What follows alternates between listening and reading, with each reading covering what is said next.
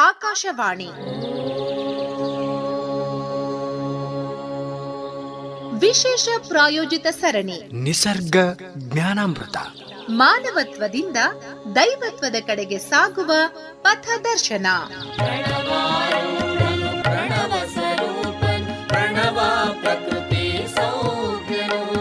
ಪ್ರಾಯೋಜಕರು ವೈದ್ಯ ಸಂಗಣ್ಣ ಯೋಗ ಮತ್ತು ನಿಸರ್ಗೋಪಚಾರ ಕೇಂದ್ರ, ಶ್ರೀ ಗುರು ಬಸವ ಮಹಾಮನೆ, ಮನಗುಂಡಿ, ಧಾರವಾಡ.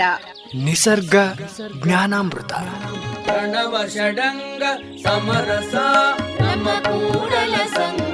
ಈ ಕಾರ್ಯಕ್ರಮಕ್ಕೆ ಶುಭಾಶಯ ಕೋರುತ್ತಾರೆ ಶ್ರೀ ಪ್ರಕಾಶ್ ವಿ ಮತ್ತು ಶ್ರೀಮತಿ ಪ್ರಿಯಾಂಕಾ ಪ್ರಕಾಶ್, ವಕೀಲರು, ಬೆಂಗಳೂರು.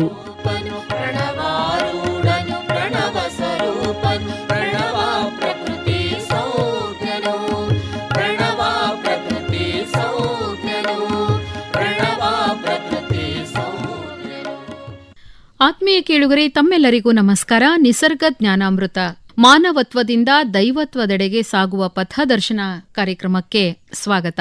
ಮನಗುಂಡಿಯ ವೈದ್ಯ ಸಂಗಣ್ಣ ಯೋಗ ಮತ್ತು ನಿಸರ್ಗೋಪಚಾರ ಕೇಂದ್ರದ ಶ್ರೀ ಗುರು ಬಸವ ಮಹಾಮನೆಯ ಶ್ರೀ ಬಸವಾನಂದ ಸ್ವಾಮೀಜಿಯವರು ಸ್ಟುಡಿಯೋದಲ್ಲಿದ್ದಾರೆ. ನಮಸ್ಕಾರ ಸ್ವಾಮೀಜಿ. ನಮಸ್ಕಾರ ಮೇಡಮ್.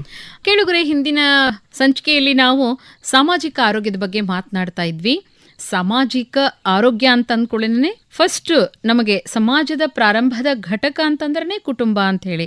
ಸೊ ಹಿಂಗಾಗಿ ಕೌಟುಂಬಿಕ ಆರೋಗ್ಯವನ್ನ ಕಾಪಾಡ್ಕೊಳ್ಳೋದು ಹೇಗೆ ಅಂತ ಹೇಳಿ ಇನ್ನಷ್ಟು ವಿಷಯಗಳನ್ನ ಸ್ವಾಮೀಜಿಯವರು ತಿಳಿಸ್ತಾ ಇದ್ದಾರೆ. ಕೇಳೋಣ. ಕುಟುಂಬ ರಥದ 2 ಚಕ್ರಗಳು ಅಂದ್ರೆ ಗಂಡ ಹೆಂಡತಿ ದಂಪತಿಗಳು. ಈ ದಂಪತಿಗಳ ಸಂಬಂಧ ಹೇಗಿರ್ಬೇಕು ಅಂತಕ್ಕಂಥದ್ದು ಬಹಳ ಮುಖ್ಯ. ಅದು ಚೆನ್ನಾಗೋಗ್ಬಿಟ್ರೆ ಮುಂದಿನ ಸಂತಾನ ಚೆನ್ನಾಗಾಗುತ್ತೆ. ಹೌದು.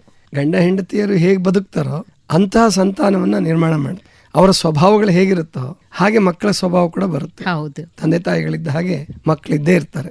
ಹೆಚ್ಚು ಪ್ರಸಂಗಗಳಲ್ಲಿ ಎಲ್ಲೋ ಕೆಲವು ಅಪವಾದಗಳು ಇರಬಹುದು, ಆದರೆ ಹೆಚ್ಚು ಪ್ರಸಂಗಗಳಲ್ಲಿ, ಹೆಚ್ಚು ಸಂದರ್ಭಗಳಲ್ಲಿ ತಂದೆ ತಾಯಿಗಳ ಸ್ವಭಾವನೆ ಮಕ್ಕಳಿಗೆ ಬರುತ್ತೆ. ಅದನ್ನ ಅವರು ಸ್ವಲ್ಪ ಮಾರ್ಪಾಡು ಮಾಡ್ಕೊಳ್ಬಹುದು ಶಿಕ್ಷಣದ ಮೂಲಕ.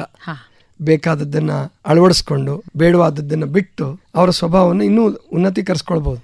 ಆದ್ರೆ ಮೊದಲು ಈ ಸತಿಪತಿಗಳ ವಿಷಯವಾಗಿ ಬಹಳ ಅದ್ಭುತವಾದಂತಹ ಮಾತುಗಳನ್ನು ನಮ್ಮ ಶರಣರು ಹೇಳ್ತಾರೆ. ಸತಿಪತಿಗಳೊಂದಾದ ಭಕ್ತಿ ಹಿತವಾಗಿಪ್ಪುದು ಶಿವಂಗೆ. ಸತಿಪತಿಗಳೊಂದಾಗದ ಭಕ್ತಿ ಅಮೃತದೋಳ್ ವಿಷವ ಬೆರೆಸಿದಂತೆ ಕಾಣರಾಮನಾಥ. ಜೇಡರ ದಾಸಿಮಯ್ಯನವ್ರು ಹೇಳ್ತಾರೆ. ಅಂದ್ರೆ ಸತಿಪತಿಗಳು ಅವರ ಸಂಬಂಧ ಹೇಗಿರ್ಬೇಕಪ್ಪ ಅಂದ್ರೆ ಹಿತವಾಗಿರ್ಬೇಕು. ಆದ್ರೆ ಸಾಂಪ್ರದಾಯಿಕವಾಗಿ ಏನ್ ಬಂದ್ಬಿಟ್ಟಿದೆ ಅಂದ್ರೆ ಪತಿ ದೇವರು ಅಂತ ತಿಳ್ಕೊ. ಸರಿ, ಪತಿ ದೇವರು ಅಂತ ತಿಳ್ಕೊಳ್ಳೋದು ಒಳ್ಳೇದೇನೆ. ಪತಿಯೂ ಕೂಡ ಸತಿಯನ್ ದೇವರು ಅಂತ ತಿಳ್ಕೊಬೇಕಲ್ಲ. ಹೌದು. ಅದನ್ನ ಹೇಳ್ಕೊಡ್ಲಿಲ್ಲ ನಮ್ಮ ಜಾನಪದ ಆಗ್ಲಿ ಅಥವಾ ಬೇರೆಯವರಾಗ್ಲಿ. ಸಾಂಪ್ರದಾಯಿಕವಾಗಿ ಶರಣರು ಬರೋ ತನಕ ಶರಣರು ಸ್ಪಷ್ಟವಾಗಿ ಹೇಳ್ತಾರೆ, ಇಲ್ಲಿ ಅಸಮಾನತೆ ಬಂದ್ರೆ, ಏನಾದ್ರೂ ಹೆಣ್ಣನ್ನ ನೀನು ಕೀಳು ಅಂತ ಅಂದ್ರೆ ನಿನ್ ಸಂಸಾರ ಪ್ಯಾರಾಲಿಟಿಕ್ ಆಗ್ಬಿಡುತ್ತೆ, ಅಂದ್ರೆ ಅರ್ಧಾಂಗವಾಯು ಆದಂಗೆ. ಆದ್ರಿಂದ ಹೆಣ್ಣು ಗಂಡಿನ ನೆರಳಲ್ಲ. ಶರಣರ ದೃಷ್ಟಿಯಲ್ಲಿ ನೆರಳು ಅಂತ ಹೇಳೋದಿಲ್ಲ. ಅವರು ಹೊಯ್ಕೈಯಾಗಿ ಅಂದ್ರೆ ಒಂದೇ ಸಮವಾಗಿ ಒಂದು ಚಕ್ಕಡಿಯ ಗಾಲಿ ಇದ್ದ ಹಾಗೆ, ಸಂಸಾರ ರಥದ 2 ಗಾಲಿ ಇದ್ದ ಹಾಗೆ. ಆದ್ರಿಂದ ಅವ್ರ ಸಂಬಂಧ ಸತಿಪತಿಗಳ ಒಂದಾದ ಭಕ್ತಿ ಹಿತವಾಗಿಪ್ಪುದು ಶಿವಂಗೆ. ಇಬ್ರು ಒಂದಾಗಿ ಬದುಕಿದ್ರೆ ದೇವರೇ ಒಲಿತಾನೆ. ಅದು ಪರಮಾತ್ಮನಿಗೆ ಇಷ್ಟ ಆಗುತ್ತೆ. ಪರಮಾತ್ಮನಿಗೆ ಇಷ್ಟ ಆದುದರ ಸಂಕೇತ ಏನಪ್ಪಾ ಅಂದ್ರೆ ನಿಮ್ಮ ಮನಸ್ಸು ಪ್ರಫುಲ್ಲಿತವಾಗಿರ್ತದೆ. ಮನಸ್ಸು ಪ್ರಫುಲ್ಲಿತವಾಗಿದ್ರೆ ಮನಸ್ಸಿನ ಆಳದಲ್ಲಿರ್ತಕ್ಕಂಥ ಚಿನ್ಮಯನಾದಂತಹ ಆ ಪರಮಾತ್ಮನಿಗೆ ಇಷ್ಟ ಆಗೇ ಆಗತ್ತೆ. ಸತಿಪತಿಗಳು ಒಂದಾಗದ ಭಕ್ತಿ ಏನಾಗತ್ತೆ ಅಂದ್ರೆ ಅಮೃತದೋಳ್ ವಿಷವ ಬೆರೆಸಿದಂತೆ. ಅಂದ್ರೆ ಅಮೃತ ವಿಷ ಬೆರೆತರೆ ಅಮೃತನೂ ವಿಷ ಆಗೋಗ್ಬಿಡುತ್ತೆ. ವಿಷ ಅಮೃತ ಆಗಲ್ಲ. ಒಂದು ಹಂಡೆ ಹಾಲಿದೆ, ಒಂದೇ ಒಂದು ಹನಿ ವಿಷ ಹಾಕ್ಬಿಟ್ರೆ ಅಷ್ಟು ಹಾಲು ಕೆಟ್ಟೋಗ್ಬಿಡುತ್ತೆ. ನೀವು ಬೇಕಾದ್ರೆ ಒಂದು ಹನಿಗೆ 1 ಹಂಡೆ ಹಾಲು ಹಾಕಿದ್ರೆ ಆಗಲ್ಲ, ಬದಲಾವಣೆ ಮಾಡ್ಲಿಕ್ಕೆ ಆಗಲ್ಲ. ಆ ವಿಷವನ್ನ ತೊಡೆದು ಹಾಕ್ಬೇಕೇ ಹೊರತು ಅದನ್ನ ಬದಲಾಯಿಸಕ್ ಬರಲ್ಲ. ಆದ್ರಿಂದ ನಮ್ಮಲ್ಲಿರುವ ವಿಷಮತೆಗಳನ್ನ ತೊಡೆದು ಹಾಕ್ಬೇಕೇ ಹೊರತು ಅದನ್ನೇನೋ ಸಹಿಸ್ಕೊಂತೀನಿ ಅಂತನೋ ಅಥವಾ ಏನಾದ್ರೂ ಸರಿಪಡಿಸ್ಬೋದಾ ಅಥವಾ ದಬ್ಬಾಳಿಕೆ ಮಾಡ್ಬೋದಾ ಅಥವಾ ಹೆದರಿಸ್ಬೋದಾ? ಇಲ್ಲ. ಹೆದರಿಕೆಯಿಂದ ದಬ್ಬಾಳಿಕೆಯಿಂದ ಸಮಸ್ಯೆಗಳು ಪರಿಹಾರ ಆಗಲ್ಲ. ಆ ವಿಷದ ಭಾವ ಏನಿದೆಯಲ್ಲ, ಆ ವಿಷದ ಭಾವ ಅಂದ್ರೆ ನಾನು ಕರೆಯೋದು ಅಹಂಕಾರ. ನಾನು ಸರಿ, ನಾನೇ ಸರಿ ಅನ್ನುವ ಅಹಂಕಾರ ಏನಿರ್ತದಲ್ಲ, ಅದು ಯಾರಿಗೆ ಬಂದ್ರೂ ಅದು ಕೆಟ್ಟು ಹೋಗ್ಬಿಡುತ್ತೆ. ಆದ್ರಿಂದ ಆ ಅಹಂಕಾರವನ್ನ ಬಿಟ್ಟು ಇಬ್ರು ಸಮಾನವಾಗಿ ಬದುಕೋದಿದೆಯಲ್ಲ, ಅದೇ ನಿಜವಾದಂತಹ ಕೌಟುಂಬಿಕ ಆರೋಗ್ಯಕ್ಕೆ ಮೊದಲನೇ ಅಡಿಪಾಯ. ಸತಿಪತಿಗಳೊಂದಾಗದ ಭಕ್ತಿ ಹಿತವಾಗಿಪ್ಪುದು ಶಿವಂಗೆ, ಸತಿಪತಿಗಳ ಒಂದಾಗದ ಭಕ್ತಿ ಅಮೃತದೋಳ್ ವಿಷವ ಬೆರೆಸಿದಂತೆ ಕಾಣ ರಾಮನಾಥ. ಇನ್ನು ಅಲ್ಲಮಪ್ರಭುಗಳು ವೈರಾಗ್ಯ ಜೀವಿಗಳವರು. ಅವರು ಸಾಸುವೆಯಷ್ಟು ಸುಖಕ್ಕೆ ಸಾಗರದಷ್ಟು ದುಃಖ ಅಂತ ಸಂಸಾರವನ್ನು ತ್ಯಾಗ ಮಾಡುವಂಥವ್ರು. ಆದರೂ ಕೂಡ ಮುಂದೆ ಸಾಧನೆ ಆದಮೇಲೆ ಬಂದು ಅವರು ಅನುಭವಗೋಷ್ಠಿಯ ಅಧ್ಯಕ್ಷತೆಯನ್ನು ವಹಿಸ್ಕೊಂಡ್ರು. ಅಲ್ಲಿ ಹೆಚ್ಚಾಗಿದ್ದದ್ದು ಗೃಹಸ್ಥರೇ. ಅನುಭವ ಮಂಟಪದಲ್ಲಿ ಹೆಚ್ಚಾಗಿದ್ದಿದ್ದು ಗೃಹಸ್ಥರನ್ನೇ. ಆವಾಗ ಅವ್ರು ಹೇಳ್ತಾರೆ, ಉಭಯ ದೃಷ್ಟಿ ಏಕದೃಷ್ಟಿಯಾಗಿ ಕಾಂಬಂತೆ ದಂಪತಿ ಏಕೋಭಾವವಾದಲ್ಲಿ ಗುಹೇಶ್ವರಲಿಂಗ ಕಾಣ ಬಂದಿತ್ತು. ಬಹಳ ಅದ್ಭುತವಾದ ಮಾತದು. ಕಣ್ಣೆರಡಿದೆ, ಕಣ್ಣೆರಡಿದ್ರು ದೃಷ್ಟಿ ಬೇರೆ ಬೇರೆ ಅಲ್ಲ. ಎಡಗಣ್ಣಿಗೆ ಬೇರೆ ತರ ಕಾಣಿಸುತ್ತೆ, ಬಲಗಣ್ಣಿಗೆ ಬೇರೆ ತರ ಕಾಣಿಸುತ್ತೆ ಅಂದ್ರೆ ಅದು ಮುಗೀತು, ಅದು ಕುರುಡುತನ ಪ್ರಾರಂಭ ಆಯ್ತು ಅಂತ ಅರ್ಥ. ಆದ್ರಿಂದ ಒಬ್ರು ಗುರುಗಳು ಹೇಳ್ತಾ ಇದ್ರು, ನೋಡುವ ಕಣ್ಣೆರಡಾದ್ರು ನೋಟ ಒಂದೇ, ಆಮೇಲೆ ಮಾಡುವ ಕೈ ಎರಡಾದ್ರು ಮಾಟ ಒಂದೇ, ಓಡುವ ಕಾಲು ಎರಡಾದ್ರೂ ಕೂಡ ಓಟ ಒಂದೇ. ಹಾಗೆ ಪರಮಾತ್ಮ ಅಂದ್ರೆ ಸಂಸಾರದಲ್ಲಿ ಹಾಗೆ ಬದುಕಬೇಕು. ಗಂಡ ಹೆಂಡತಿ ಜೀವ ಒಂದು. ಹೇಳ್ತಿರ್ತಾರೆ ಸಾಮಾನ್ಯವಾಗಿ, ದೇಹ ಎರಡಾದ್ರೂ ಕೂಡ ಜೀವ ಒಂದಾಗಿ ಭಾವ ಒಂದಾಗಿ ಬದುಕೋದಿದೆಯಲ್ಲ, ಅದು ನಿಜವಾದಂತಹ ಕುಟುಂಬ. ಅರ್ಧನಾರೀಶ್ವರನಾಗಿ ಪರಮೇಶ್ವರನೇ ಹಾಗೆ ಪರಮಾತ್ಮನನ್ನ ಅರ್ಧನಾರೀಶ್ವರನಾಗಿ ಚಿತ್ರಿಸಿರೋ ಉದ್ದೇಶ ಕೂಡ ಅದೇ. ಮನುಷ್ಯ ಚಿತ್ರಿಸಿದಾನೆ, ಅದು ಈ ಜಗತ್ ಬಿಟ್ಟು ಪರಮಾತ್ಮ ಇಲ್ಲ, ಪರಮಾತ್ಮನ್ ಬಿಟ್ಟು ಜಗತ್ತಿಲ್ಲ.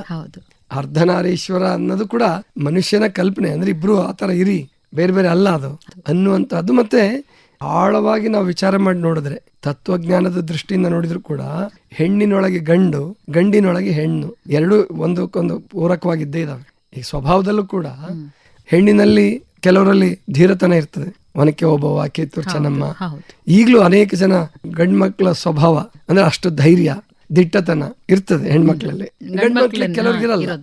ಆಮೇಲೆ ಸ್ವಭಾವ ಹೆಂಗರ್ಣವನು ಹೇಳ್ತಾರೆ, ಅಂದ್ರೆ ಆ ತಾಯಿಯ ಸ್ವಭಾವ ಮಗನಿಗೆ ಬಂದ್ಬಿಟ್ಟಿರುತ್ತೆ. ಅದು ತಪ್ಪಲ್ಲ, ಆ ಸೃಷ್ಟಿ ಕ್ರಿಯೆನೇ ಆಗಿದೆ. ಆದ್ರಿಂದ ಯಾವುದೇ ಕಾರಣಕ್ಕೂ ಕೂಡ ಇಷ್ಟು ದಿವಸ ಏನ್ ತಪ್ಪು ಮಾಡಿದೀವೋ ನಾವು, ನಾನು ಶ್ರೇಷ್ಠ ನೀನು ಕನಿಷ್ಠ, ಆ ಭಾವ ಬಿಟ್ಟು, ಆಮೇಲೆ ಇವತ್ತಿನ ಕಾಲದಲ್ಲಿ ಇನ್ನೊಂದೇನ್ ನಾವು ಪ್ರತಿಯೊಬ್ರು ಕಲ್ತ್ಕೋಬೇಕಂದ್ರೆ, ಈ ಕೆಲಸನ ವಿಭಾಗ ಮಾಡ್ಬಿಟ್ಟಿತ್ತು ಸಂಪ್ರದಾಯ. ಅಡಿಗೆ ಅಂದ್ರೆ ಹೆಣ್ಮಕ್ಳೇ ಮಾಡ್ಬೇಕು, ಹೊರಗಡೆ ಹೋಗಿ ದುಡಿಯೋದು ಅಂದ್ರೆ ಗಂಡ್ಮಕ್ಳೇ ದುಡಿಬೇಕು. ಹೆಣ್ಮಕ್ಳು ದುಡಿತಿದ್ರು, ಈಗ್ಲೂ ದುಡಿತಿದ್ರು, ಆಗ್ಲೂ ದುಡಿತಿದ್ರು, ಹೊರಗಡೆ ಬಂದು ಹೊಲದಲ್ಲಿ ದುಡಿತಿದ್ರು. ಕೆಲವರು ಆಗ್ಲೇ ರಾಣಿಯರ ಸೈನ್ಯದ ಮುನ್ನ ನಡೆಸ್ತಿದ್ರು. ಆದ್ರೆ ಎಲ್ರಿಗೂ ಈ ಸಂಸ್ಕಾರ ಕೊಡಕ್ ಪ್ರಯತ್ನ ಮಾಡ್ಲಿಲ್ಲ. ಇನ್ಮೇಲೆ ಅಥವಾ ಈಗಾಗಲೇ ಶುರು ಆಗಿದೆ, ಸಾವಿತ್ರಿಬಾಯಿ ಫುಲೆ ಅವರಿಂದನೇ ಶುರು ಆಗ್ಬಿಟ್ಟಿದೆ ಹೆಣ್ಮಕ್ಳಿಗೆ ಶಿಕ್ಷಣ ಕಡ್ಡಾಯ. ಆಮೇಲೆ ನಮ್ಮ ಸೈನ್ಯದಲ್ಲಿ ತುಂಬಾ ಬದಲಾವಣೆ ಮಾಡ್ಬಿಟ್ಟಿದ್ದಾರೆ.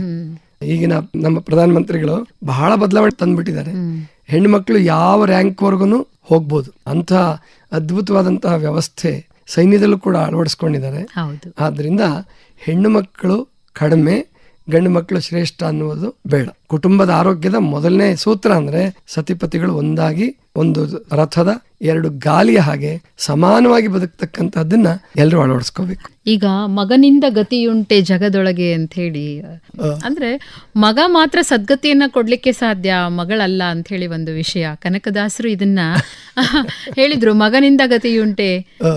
ದುಷ್ಟನಾಗಿರುವಂತಹ ಮಗ ಇರ್ಲಿ, ಅಥವಾ ಅವನು ತಂದೆ ತಾಯಿಯನ್ನ ಜರಿಯುವಂಥವನು, ಸಾಧುಗಳನ್ನ ಜರಿಯುವಂಥವನು ಮಗನ, ಅವನಿಂದ ನಿಮಗೆ ಗತಿ ಸಿಗ್ತದ? ಇಲ್ಲ, ಕಾಗಿನೆಲೆ ಆದಿಕೇಶವನ ಭಕ್ತರಾಗಿ ನೀವು ಪ್ರಾರ್ಥನೆ ಮಾಡಿ ಅವಾಗ ನಿಮಗೆ ಗತಿ ಸಿಗ್ತದೆ ಅಂತ ಹೇಳ್ತಾರೆ. ಬಹಳ ಅದ್ಭುತವಾದ ಮಾತು. ಆಮೇಲೆ ಸಂಪ್ರದಾಯ ಇನ್ನೊಂದು ಮಾತು ಹೇಳಿತ್ತು, ಅಪುತ್ರಸ್ಯ ಗತಿರ್ನಾಸ್ತಿ. ಪ್ರಾಯಶಃ ಕನಕದಾಸರು ಅದಕ್ಕೆ ಹೇಳಿರ್ಬೇಕು. ಅಂದ್ರೆ ಪುತ್ರ ಆಗದೆ ಹೋದ್ರೆ ಗತಿನೇ ಇಲ್ಲ, ಅದೇ ಗತಿರ್ನಾಸ್ತಿ ಅಂತ ಅಂದ್ಬಿಟ್ಟಿದ್ರು. ಯಾಕೆ? ಅದರ ಅಂತರಾಳದಲ್ಲಿ ಏನಿದೆ ಅಂದ್ರೆ, ಅಂತ್ಯಕ್ರಿಯೆ ಮಾಡುವಾಗ ಮಗನೇ ಬೆಂಕಿ ಕೊಡ್ಬೇಕು ಅಂತ ಅದನ್ನ ಬದಲಾಯಿಸಿದ್ರು. ಹಾಗಾಗಿ ಆ ಒಂದು ವಿಚಾರವನ್ನ ಇಟ್ಕೊಂಡು ತುಂಬಾನೇ, ಅಂದ್ರೆ ಹೆಣ್ಮಕ್ಳು ಹುಟ್ಟಿದ್ದಾರೆ ಅಂತ ಹೇಳಿ ಆ ತಾಯಿಗೆ ತುಂಬಾ ತೊಂದರೆಯನ್ನು ಕೊಟ್ಟಿದ್ದು ಉಂಟು. ಹೌದೌದು, ಅದು ಅಂತ ಅನ್ಯಾಯಗಳು ಬಹಳ ನಡೆದಿದೆ. ಹಾಗಾಗ್ಬಾರ್ದು. ಡಾಕ್ಟ್ರು ಒಬ್ರು ಹೆರಿಗೆ ಮಾಡಿಸ್ತಕ್ಕಂಥ ಡಾಕ್ಟರ್ ಕೂಡ ಹೇಳ್ತಾ ಇದ್ರು, ಏನು ಅಂತಂದ್ರೆ, ಹೆಣ್ಣಾಯ್ತು ಇನ್ನು ಅತ್ತೆ ಹತ್ರ ತಗೊಂಡೋಗ್ಬಾರ್ದು ಅಂತ ಹೇಳಿ ಆ ದಾರಿಲಿ ಹೋಗ್ಬೇಕಾದ್ರೆ ಗಂಡ ಆ ಮಗುವನ್ನ ಎತ್ಕೊಂಡು ಹಂಗೆ ಬಟ್ಟೆಲ್ಲೇ ಹಾಕಿ ಉಸಿರು ಕಟ್ಟಿಸಿ ಸಾಯಿಸಿದ್ದುಂಟು. ಇಂಥ ಕ್ರೌರ್ಯ, ರಾಕ್ಷಸ ಪ್ರವೃತ್ತಿ ಏನ್ ಕಾರಣ? ಒಂದು ಹೆಣ್ಣೆನೆ, ಅತ್ತೆ ಕೂಡ ಹೆಣ್ಣು, ಹಡದಂತ ತಾಯಿ ಹೆಣ್ಣು, ಆ ಹೆಣ್ಣು ಮಗುವನ್ನ ಸಹಿಸಿಕೊಳ್ಳಾರದಂತಹ ಒಂದು ಅಜ್ಞಾನ, ಅವಿವೇಕ ಸಮಾಜದಲ್ಲಿ ಇವತ್ತಿಗೂ ಇದೆ. ಅಂದ್ರೆ ಅದು ನಮ್ಮ ದೇಶದವರು ನಾವೆಲ್ಲರೂ ತಲೆ ತಗ್ಗಿಸ್ತಕ್ಕಂತ ಸಂಗತಿ ಖಂಡಿತ ಆಗ್ಬಾರ್ದು.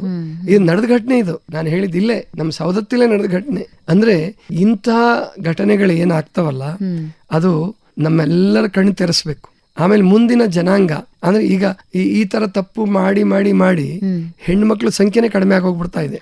ಅದ್ರ ಜೊತೆಗೆ ನಮ್ಮ ನೆರೆ ರಾಜ್ಯದ ಒಂದು ಹಳ್ಳಿಯಲ್ಲಿ ಹೆಣ್ಣು ಮಕ್ಕಳೇ ಆಗ್ತಾ ಹೋದ ಹಾಗೆ 3 ಅಥವಾ 4ನೇ ಮಗು ಹೆಣ್ಣು ಮಗು ಇದ್ರೆ ಅದಕ್ಕೆ ನಾಕೋಶಿ ಅಂತ ಹೆಸರಿಡೋದು. ಅಂದ್ರೆ ಅನಗತ್ಯ, ಈ ಮಗು ನಮ್ಗೆ ಅದು ಬೇಕಾಗಿಲ್ಲ ಅಂತ ಹೇಳಿ ಆ ಮಗುವಿಗೆ ಹೆಸರೇ ಇಡ್ತಾ ಇರ್ಲಿಲ್ಲಂತೆ ಹಿಂದೆ. ಈ ವಿಚಾರವನ್ನು ಕೂಡ ನಾನು ಓದಿ. ಆಮೇಲೆ ಎಷ್ಟು ಈ ತರ ಮೂಢನಂಬಿಕೆಗಳಿದೆ. ಅಂದ್ರೆ ಮುಂದಿಂದು ಗಂಡ್ ಮಗು ಆಗುತ್ತೆ ಅಂತ ಅವ್ರ ಕಲ್ಪನೆ. ಅದು ಹೆಣ್ಮಕ್ಳು ಹುಟ್ಟಿದಾಗ ಹೆಚ್ಚು ಅಪವಾದ ಕೊಡೋದು ಹೆಣ್ಮಕ್ಳ ಮೇಲೇನೆ. ಆದ್ರೆ ನಿಜವಾಗಿ DNA ಅದನ್ನ ನಾವು ವಿಶ್ಲೇಷಣೆ ಮಾಡೋದು ನೋಡಿದಾಗ ಗಂಡು ಮಕ್ಕಳ DNA ಕೂಡ ಕಾರಣ ಇರುತ್ತೆ. ಅದು ಕೇವಲ ಒಬ್ಬರ ಮೇಲೆ ಆರೋಪ ಕೊಡ್ಬೇಕಾದಿಲ್ಲ. ಹೌದು, ಅದನ್ನ ನಮ್ಮ ಎಲ್ಲಾ ಶ್ರೋತೃಗಳು ತಿಳ್ಕೊಬೇಕು. ಇದನ್ನ ಹೆಣ್ಣು ಕೇವಲ ಹೆಣ್ಣೆತ್ತೋದಕ್ಕೆ ಹೆಣ್ಣೆ ಕಾರಣ ಅಲ್ಲ, ಗಂಡು ಮಕ್ಕಳಲ್ಲೂ ಅದಿರುತ್ತೆ. DNA RNA ಅಂತ ಏನು ಇರ್ತಾವಲ್ಲ ಮೂಲ ಧಾತುಗಳು, ಅದರಲ್ಲಿ ಗಂಡು ಮಕ್ಕಳಲ್ಲಿ ಇರುತ್ತೆ. ಆವಾಗ ಇನ್ ಕೆಲವರು ಒಂದು ತಪ್ಪು ಮಾಡ್ತಾರೆ, ಬರೇ ಹೆಣ್ಮಕ್ಳು ಆಗ್ತಿದಾರೆ, ಇನ್ನೊಂದು ಮದುವೆ ಮಾಡೋಣ ಇವನಿಗೆ. ಆವಾಗ ಇನ್ನು ಅಂದ್ರೆ ಕೆಲವು ಅಜ್ಜಿದಿರೋ ಹಿರಿಯರು ಈ ತರ ಯೋಚನೆ ಮಾಡೋದುಂಟು. ಆ ತರ ಯೋಚನೆ ಮಾಡೋದು ತಪ್ಪು. ಆ ತರ ಯೋಚನೆ ಮಾಡಬಾರ್ದು. ಯಾಕಂದ್ರೆ ಹೆಣ್ಣು ಮಕ್ಕಳ ಮೇಲೆ ಕೇವಲ ಆರೋಪ ಕೊಡೋದು ಅದು ಅಜ್ಞಾನ ಆಗತ್ತೆ. ಆದ್ರಿಂದ ಹೆಣ್ಣನ್ನ ಜಗದ ಕಣ್ಣು ಅಂತ ಭಾವಿಸ್ಬೇಕು. ಮತ್ತು ಹೆಣ್ಮಕ್ಳ ಸಂಖ್ಯೆ ಕಡಿಮೆ ಆಗ್ತಾ ಇದೆ, ಇವಾಗ ತುಂಬಾ ಕಷ್ಟ ಆಗ್ತಾ ಇದೆ. ಇದೇ ತರ ಅಸಮತೋಲನ ಆದ್ರೆ ಮುಂದೆ ಏರುಪೇರಾದ್ರೆ ಪ್ರಕೃತಿ ವಿಕೃತಿ ಆಗೋ ಸಾಧ್ಯತೆ ಇರ್ತದೆ. ಆದ್ರಿಂದ ಯಾವುದೇ ಕಾರಣಕ್ಕೂ ಈ ಹೆಣ್ಣು ಗಂಡು ಭೇದ ಮಾಡಬಾರ್ದು. ಹೆಣ್ಣು ಮಕ್ಕಳನ್ನ ಈಗೇನು ಅದಕ್ಕೆ ನಮ್ಮ ಸರ್ಕಾರದವ್ರು, ಕೇಂದ್ರ ಸರ್ಕಾರದವ್ರು, ರಾಜ್ಯ ಸರ್ಕಾರದವರು ಬಹಳಷ್ಟು ಯೋಜನೆಗಳನ್ನ ತಗೊಂಡ್ಬಂದಿದ್ದಾರೆ. ಅವ್ರಿಗೆ ಓದಿಸೋದಕ್ಕೆ ಅನುಕೂಲ ಮಾಡಿಕೊಡ್ತಕ್ಕಂಥದ್ದು, ಅನೇಕ ರಿಯಾಯಿತಿಗಳು, ಈ ರೀತಿ ಎಲ್ಲ ಮಾಡಿ ಹೆಣ್ಣು ಮಕ್ಕಳ ಸಂಖ್ಯೆಯನ್ನ ವೃದ್ಧಿ ಮಾಡ್ಲಿಕ್ಕೆ ಪ್ರಯತ್ನ ಪಡ್ತಾ ಇದ್ದಾರೆ. ಎಲ್ಲಾ ಪ್ರಜೆಗಳು, ಎಲ್ಲಾ ಭಕ್ತಿ ಜೀವಿಗಳು, ಎಲ್ಲಾ ಶ್ರೋತೃಗಳು ಅದಕ್ಕೆ ಸಹಕಾರ ನೀಡಿದ್ರೆ ಮಾತ್ರ ಅದು ಯಶಸ್ವಿ ಆಗುತ್ತೆ. ಇಲ್ಲದೆ ಹೋದ್ರೆ ಯಶಸ್ವಿ ಆಗೋದಿಲ್ಲ. ಆದ್ರಿಂದ ಆರೋಗ್ಯ ಚೆನ್ನಾಗಿರ್ಬೇಕು ಅಂದ್ರೆ, ಸಾಮಾಜಿಕ ಆರೋಗ್ಯ ಚೆನ್ನಾಗಿರ್ಬೇಕು ಅಂತಂದ್ರೆ ಹೆಣ್ಣು ಗಂಡು ಸಮಾನವಾದ ಸ್ಥಾನಮಾನ, ಅದು ಕೇವಲ ಭಾಷಣದಾಗಲ್ಲ, ಎಲ್ಲಾ ಕಡೆಯಲ್ಲಿಯೂ ಅದು ಸಮಾನವಾದ ಸ್ಥಾನಮಾನವನ್ನ ಕೊಡ್ಬೇಕು. ಕೇಳಿದ್ರೆಲ್ಲ ಕೇಳುಗ್ರೆ, ಕುಟುಂಬದ 2 ಚಕ್ರಗಳು ಅಂತಂದ್ರೆ ಗಂಡ ಹೆಂಡತಿ. ಸಾಸಿವೆಯಷ್ಟು ಸಂಸಾರ, ಸಾಗರದಷ್ಟು ಕಷ್ಟ. ಆದ್ರೆ ಒಬ್ರಿಗೊಬ್ರು ಪೂರಕವಾಗಿದ್ರೆ ಎಲ್ಲವೂ ಸುಸೂತ್ರವಾಗಿ ನಡೆದುಕೊಂಡು ಹೋಗುವಂತಹ ವಿಷಯ. ಹಿಂಗಾಗಿ ಹೆಣ್ಣು ಜಗದ ಕಣ್ಣು ಅಂಥೇಳಿ ಸ್ವಾಮೀಜಿಯವರು ಇಷ್ಟೊತ್ತು ಅನೇಕ ವಿಚಾರ ಹಂಚಿಕೊಂಡ್ರು. ಮತ್ತಷ್ಟು ವಿಚಾರಗಳೊಂದಿಗೆ ಮುಂದಿನ ಕಾರ್ಯಕ್ರಮದಲ್ಲಿ ಭೇಟಿಯಾಗೋಣ ಸ್ವಾಮೀಜಿ. ಕೇಳುಗರೆ ನಮಸ್ಕಾರ. ನಮಸ್ಕಾರ.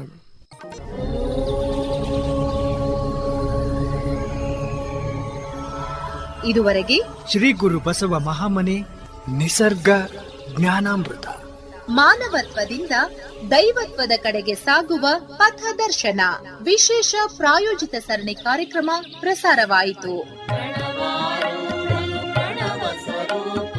ಭಾಗವಹಿಸಿದ ತಜ್ಞರು ಶ್ರೀ ಬಸವಾನಂದ ಸ್ವಾಮಿಗಳು, ಶ್ರೀ ಗುರು ಬಸವ ಮಹಾಮನೆ, ಮನಗುಂಡಿ, ಧಾರವಾಡ.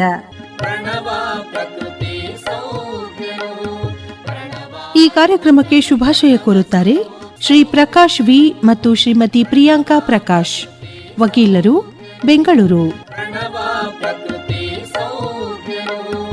ನಿರೂಪಣೆ ಜಿ ಸುರೇಖಾ ಸುರೇಶ್. ನಿರ್ಮಾಣ ನೆರವು ಶೈಲಜಾ ರಾಜ್ಕುಮಾರ್. ನಿರ್ಮಾಣ ಶರಣಬಸವ ಚೋಳೀನ್.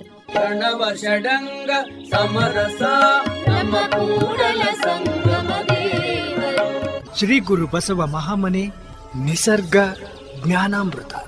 ಈ ಕಾರ್ಯಕ್ರಮದ ಪ್ರಾಯೋಜಕರು ವೈದ್ಯ ಸಂಗಣ್ಣ ಯೋಗ ಮತ್ತು ನಿಸರ್ಗೋಪಚಾರ ಕೇಂದ್ರ, ಶ್ರೀ ಗುರು ಬಸವ ಮಹಾಮನೆ, ಮನಗುಂಡಿ, ಧಾರವಾಡ. ಒತ್ತಡದ ಜೀವನ, ಕಲಬೆರಕೆ ಆಹಾರ, ವ್ಯಾಯಾಮ ರಹಿತ ಬದುಕು,